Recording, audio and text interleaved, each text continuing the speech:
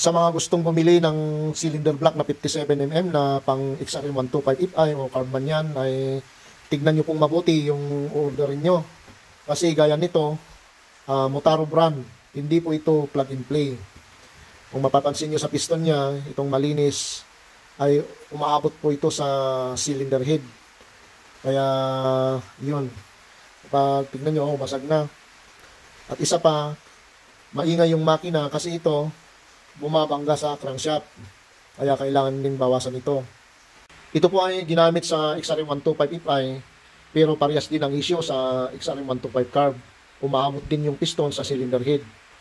Kaya kung gusto nyong gamitin ang brand na ganito, kailangan ipabawas nyo po ito sa machine shop.